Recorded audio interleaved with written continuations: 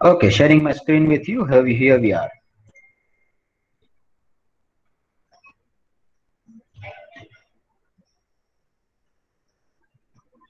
The screen sharing is taking some time. I don't know why.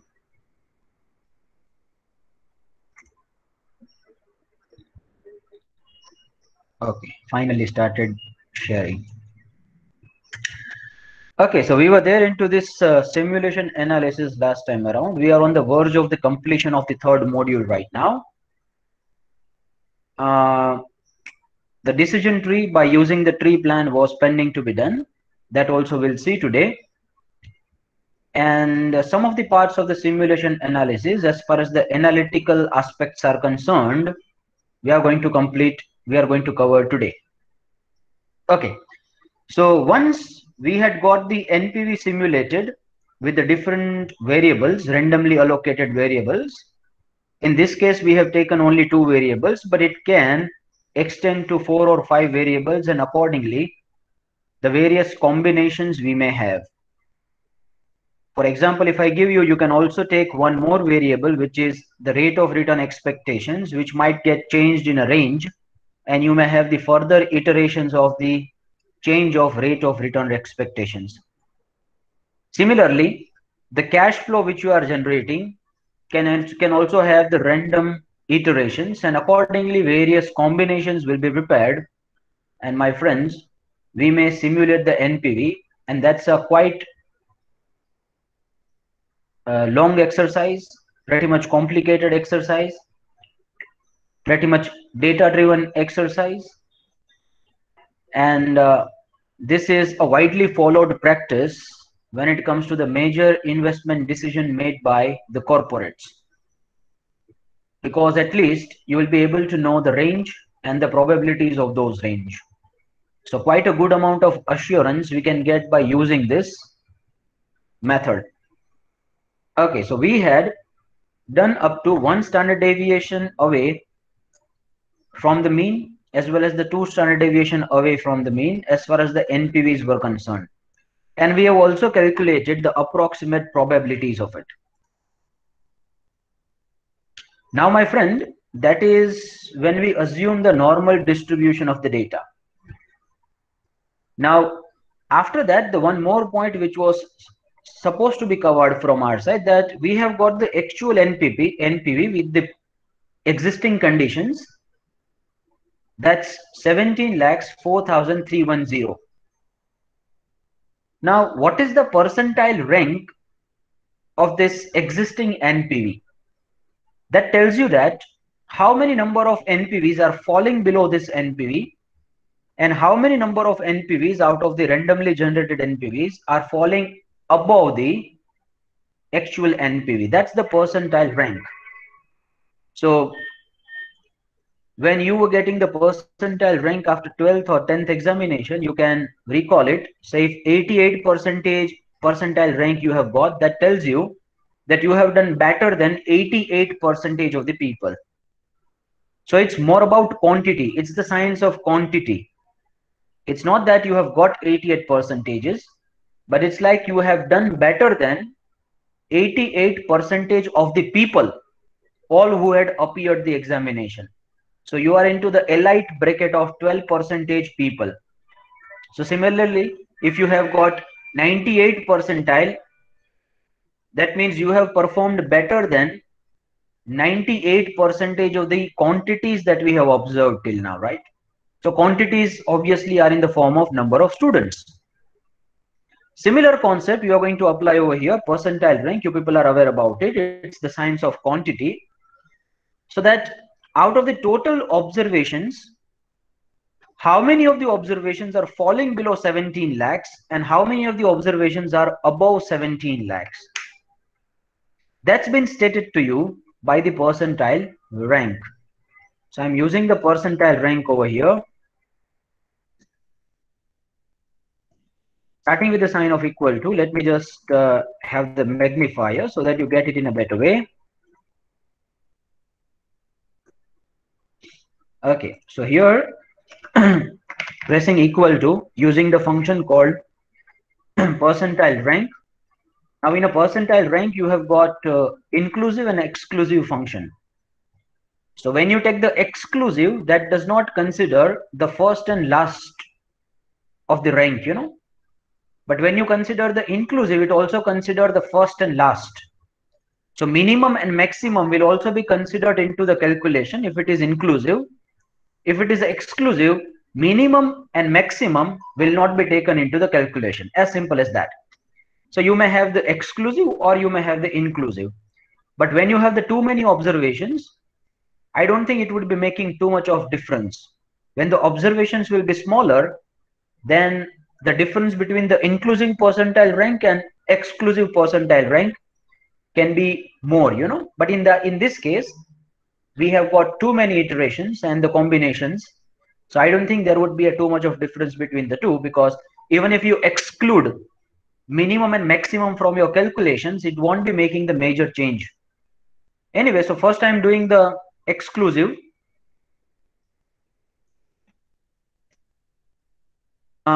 Then I'll be selecting the percentile not, it's a percentile rank, sorry.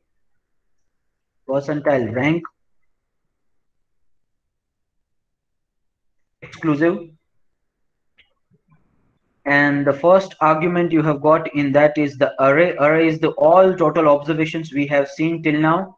So right from the first NPV to the last NPV, I'm selecting all the NPVs, putting together, comma. The second parameter of the syntax is the X. X is the actual value for which you want to get the percentile rank, you know. So I'm going over there, and you know, there are too many observations, so let me just use some shortcut key. So control up arrow, control down left hand side arrow.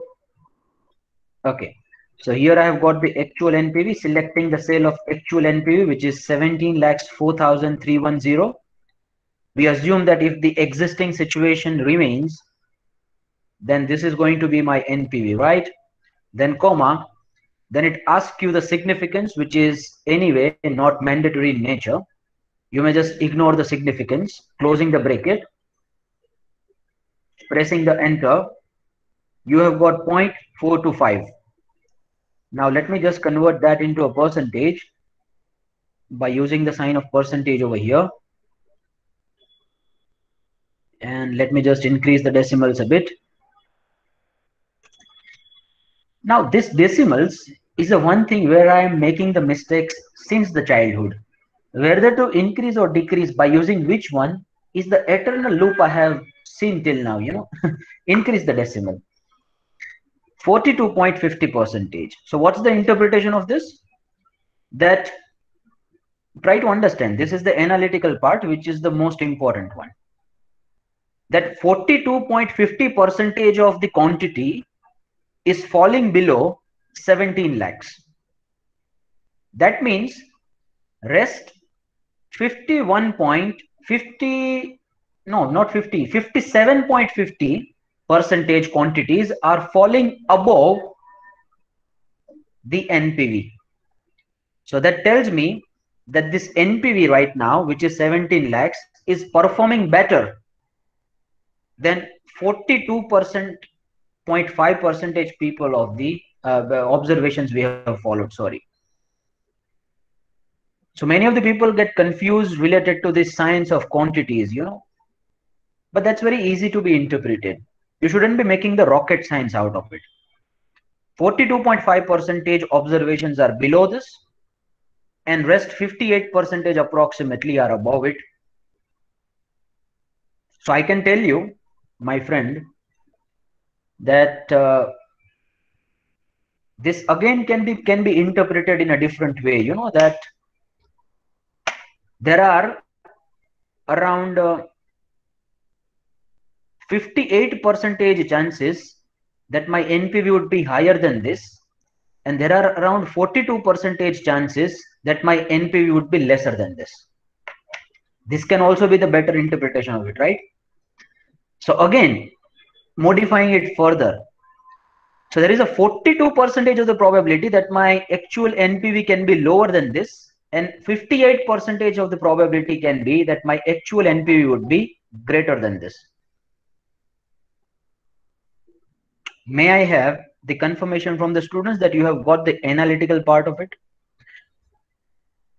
of the percentile rank, all of you? Okay, from Jalpa, from Riddhi, good to see that Riddhi is quite okay, quite fast today. Miss Aruna has also said yes. Good to see that. Good to see. Let's move ahead. Now, this can also be found by using the normal distribution framework, and by finding the z-score, you may find the probability of the z-score. So, my friend, if I just select this 17 lakhs, then how can I find the z-score? The formula to find the z-score as per the z table is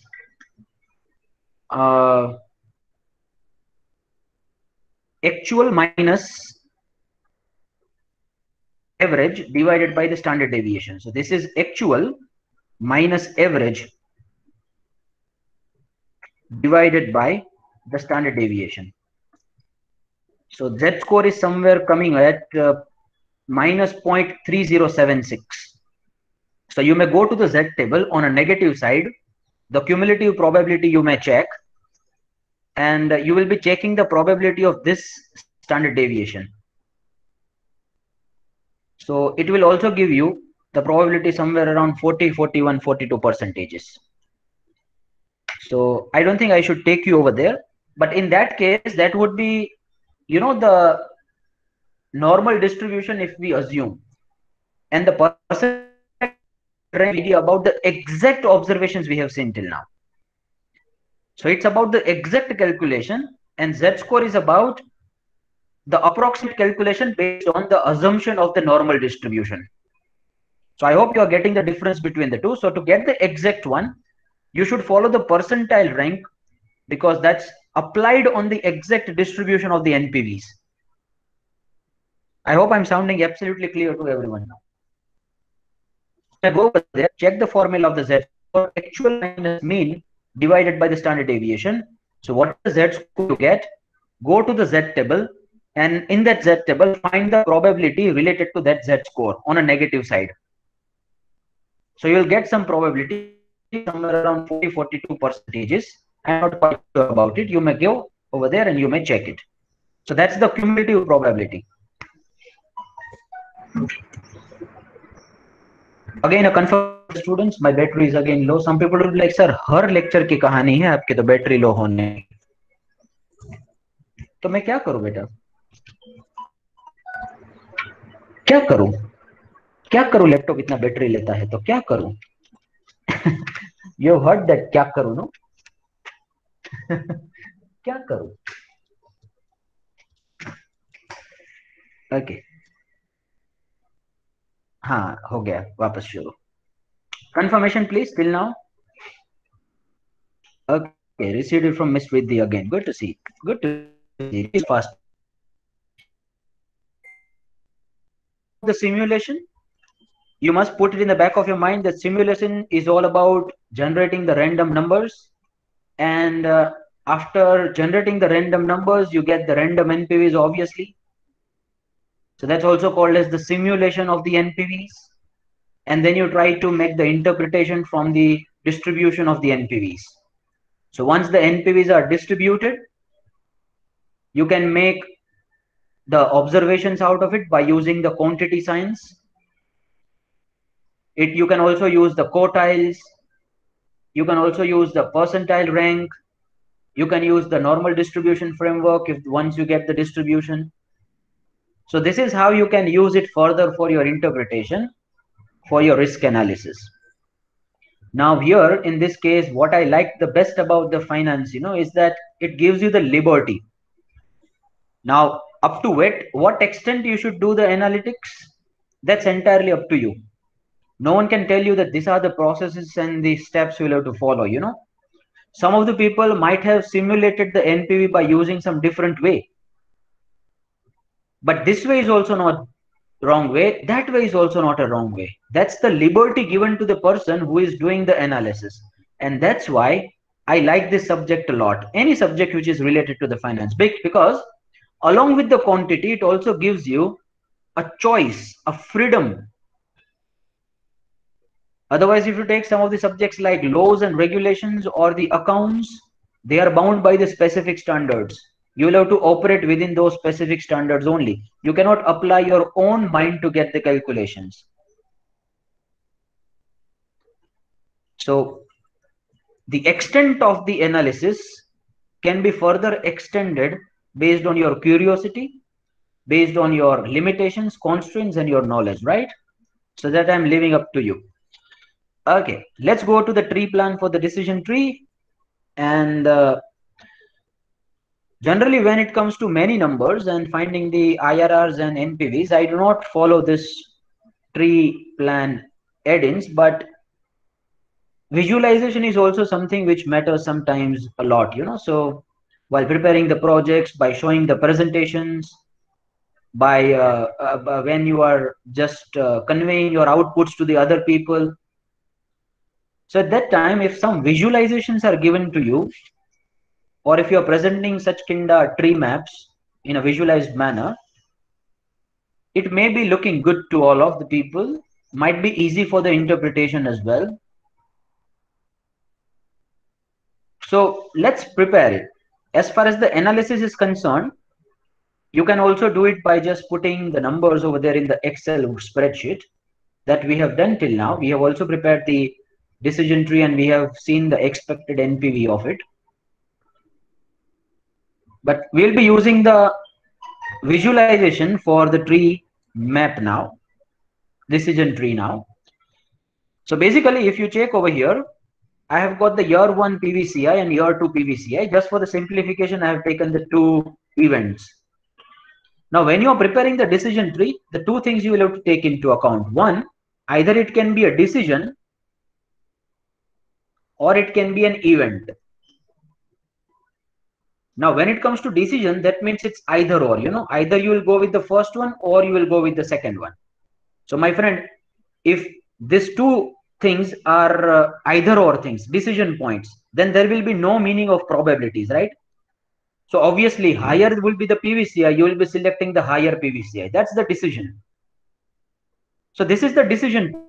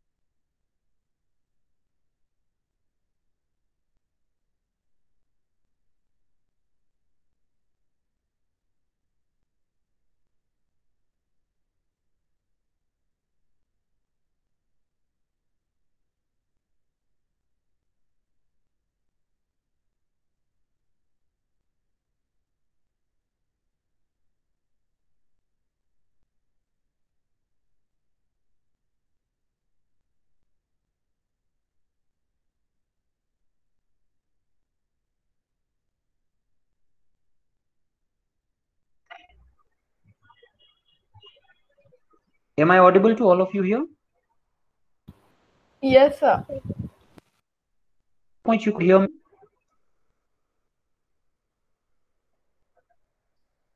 Did I prepare this decision tree?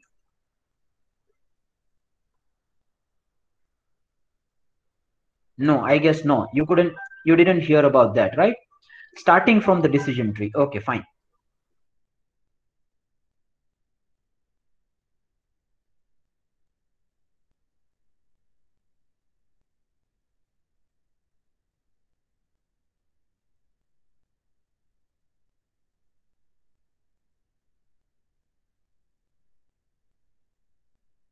Every one of you, you may just copy that question somewhere.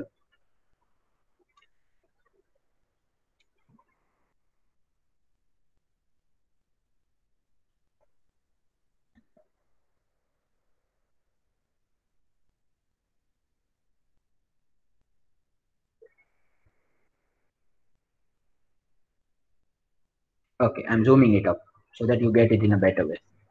So screen is not visible. Yes, yes, yes, yes, I'm making it visible to all.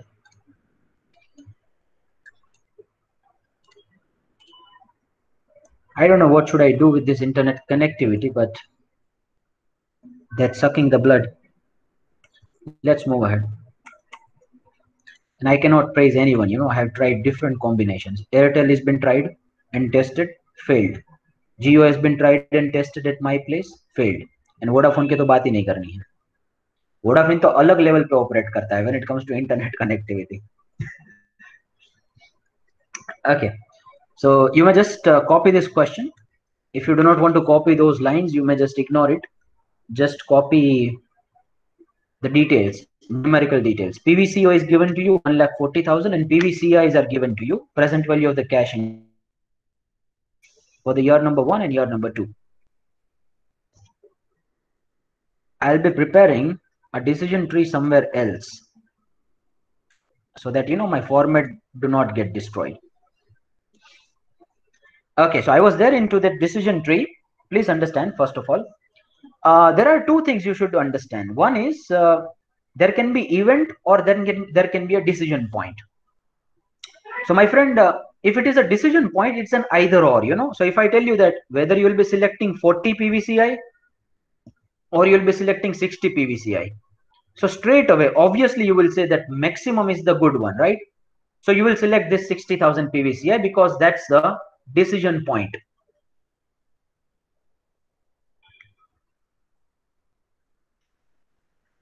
So in decision point, you have the either or because you can take only one out of this.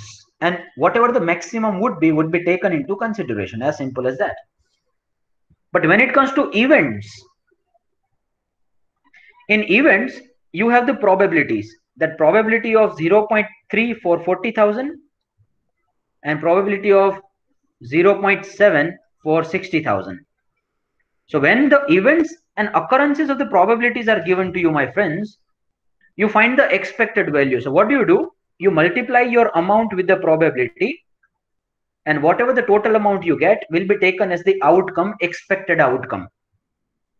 So you first got to understand the difference between the event and the decision. Decision is either or in nature. Event takes into account the probabilities.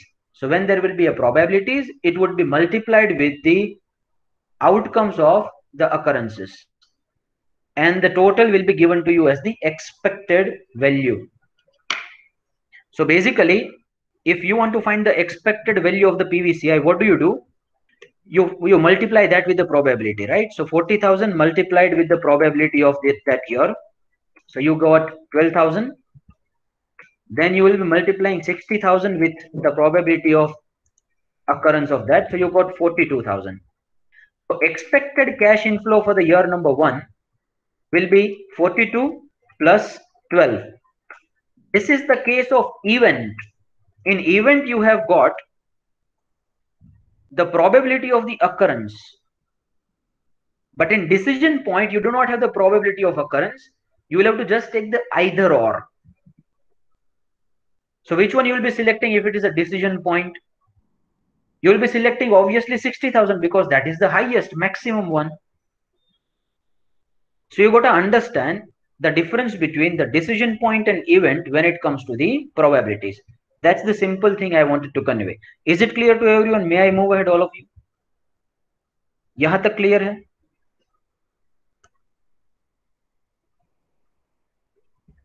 Is everyone clear till now? Confirmation, please. Yes, sir. Yes, sir. Go ahead. So you one PVCA is in the year number 2. Okay.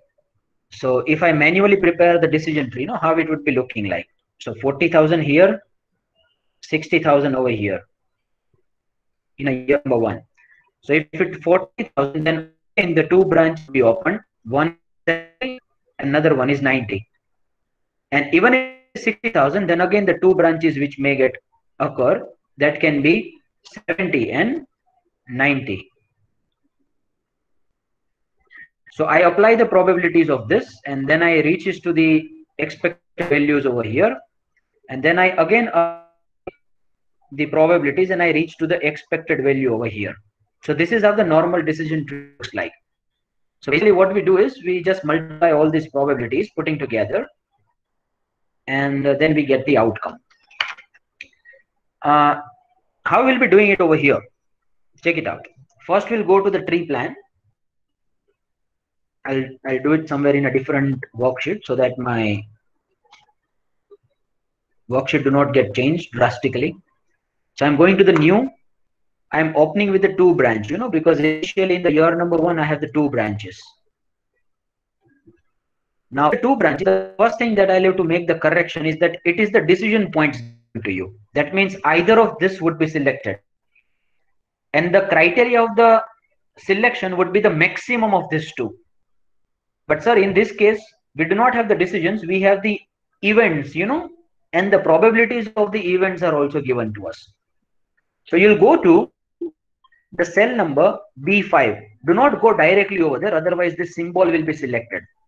So what you will do, say you are there into a B7 right now. So by pressing the upward key, you will go to the B5. So once you are into that cell, you will go to the tree plan, and here you have got one option of change it to event. So change this decision to the event now. So I'm changing it to the event.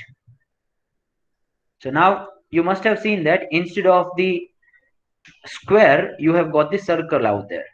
So that's about the decision, and the probabilities are also given to you. So let me just go to the first year. In the first year, my friend, you have got 40,000 and 60,000, and the occurrence of 40,000 is 0.3 probability and 0.7 probability of 60,000. So I'm just changing the details over there. 0.3 and 0.7 here. So instead of this 0.5, I'll put 0.3, and instead of 0.5 here, 0.7. Right? And the amount will be placed over here where 0 is written, here on this cell B4. What is the first amount here? We have 40,000 and then 60,000. So I'm going to there, and over here in the D4 I'm putting 50,000, and here I'm putting 60,000. Right? But this is only the one branch we have incorporated till now. Now in both of these branches, further branches will be introduced, right? So now I'll go to cell number F3 over here, and in F3 I'll again go to the tree plan, and in tree plan I will insert either the event or the decision. So if it is either or, then you will insert the decision, but if it is the probability oriented, then you will insert the event. Here we have got the event because the probabilities of occurrence are given to us, right? So going to the event, because event is inserted now. Just a second, let me do the Control Z. Okay, I'm going over there on that cell again, which is event which is created over there. That's F3. Going to the tree plan, and it is not showing me that how many branches I can insert over here. Just give me a 1 second. Okay, anyway, I'm just deleting this.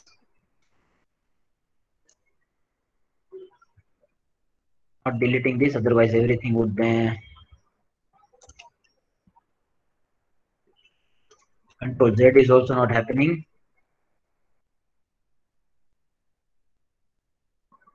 Anyway, don't worry.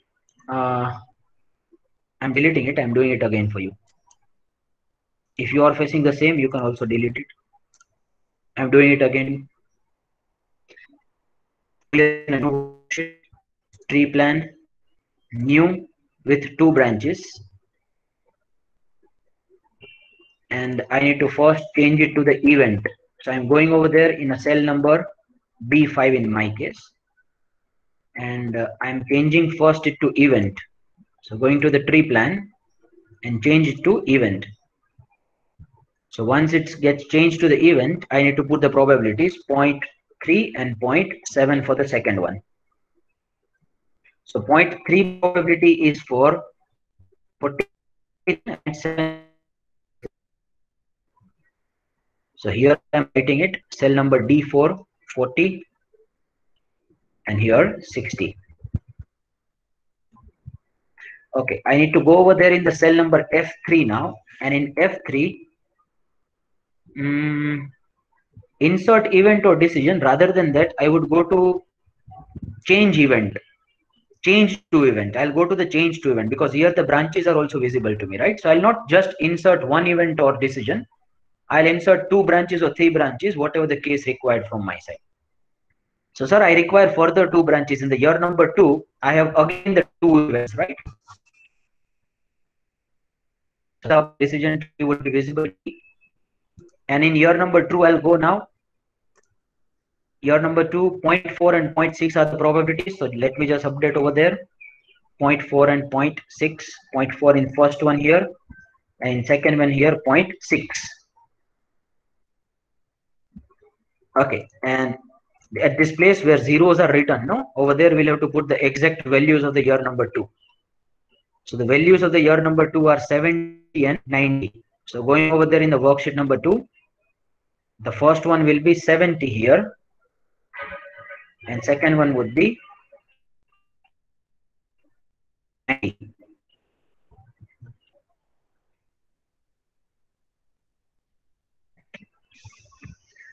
Okay, but sir, in the second one as well, there would be a 2 one, no? So say in the year 1, instead of 4,000, if 60,000 gets occurred, so you got to have the branches for that as well, right? So over there in the cell number F13, I'm there right now, the small box.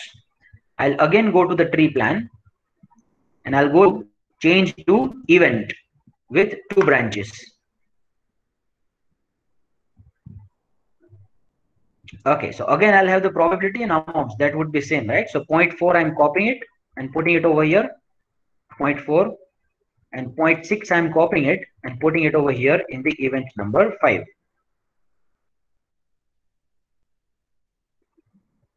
And the amounts will also remain same. So 70,000 I'm putting over here instead of 0. 90,000 I'm putting over here copy instead of 0. It would give you the expected value of the NPV straight away. That's PVCI expected value 1,36,000 after applying the probabilities. I hope that's crystal clear to everyone. So in all the paths, you have got, this many combinations, 2 multiplied by 2, so 4 combinations you would have. So in the first one, the total is 110, second one is 130, third one is again 130, fourth one is 150.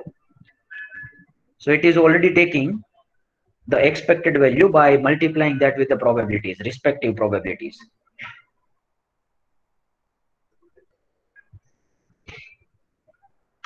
So you may again confirm it by going over there in the question. So that's coming 136 only. Let's just check it out. So equal to 40 multiplied by 0.3 and 60 in the next one. 60 multiplied by 0.7. So you do the total of this, so you get the expected value of the year number 1. And the expected value of the year number 2 would be 70 and 90. No, 70 must be multiplied by 0.4.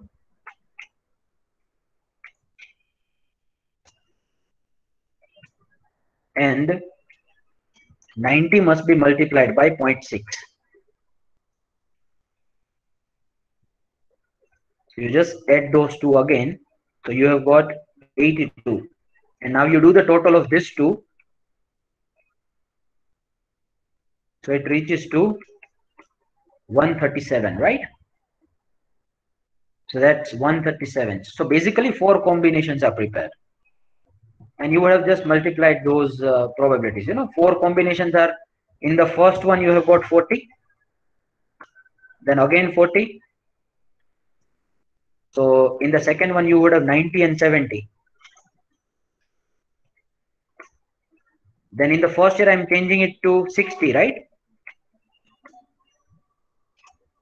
And again 70 and 19 would be copied. So these are the 4 combinations which are getting prepared.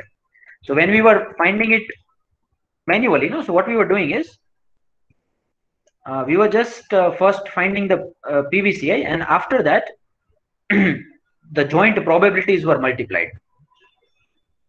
So if you do not want to multiply the joint probability, you can also multiply the probability of each with each one. Then also it's perfectly fine. Okay. So these are the 4 combinations given to us by the tree map over here. As simple as that. 136 is the expected PVCI we have got. So let's go to the question that whether we should accept or not. PVCO is 1,40,000. So if PVCO is 1,40,000 and PVCI is coming at 136, obviously we should not accept, because NPV would be negative. NPV is PVCI minus PVCO. So if NPV is negative, we should not expect, as simple as that. We should not accept this project, as simple as that. Is it clear? I have taken the example, simple example, for the better clarity. Now if instead of the 2 probabilities, if I would have got the 3 in year number 1 and 3 in year number 2, then 3 multiplied by 3, so there would be 9 observations, right? So instead of 2 branches, you would have opened the 3 branches in the year number 1, and in year number 2 again you would have applied the 3 branches of instead of 2 branches. As simple as that.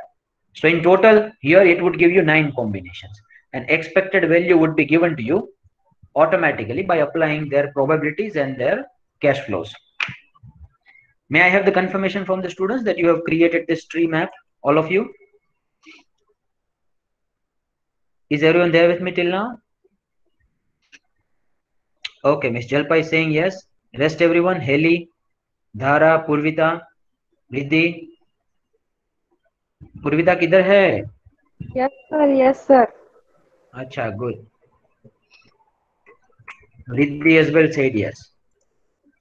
Good, so that's entirely about the tree map. Now, you can prepare the tree map only if you want to boost your visualization side, otherwise numerically if you just calculate in the Excel, then it's fine. But the name of this analysis is the decision tree analysis. So let me just justify that name, tree. Even though we do not prepare the tree, and if we just do the numerical calculations of this, then also it's perfectly fine. No one is stopping us. But this is useful when you want to present in a visualized manner. Okay, so that's the end of the 3rd module. Few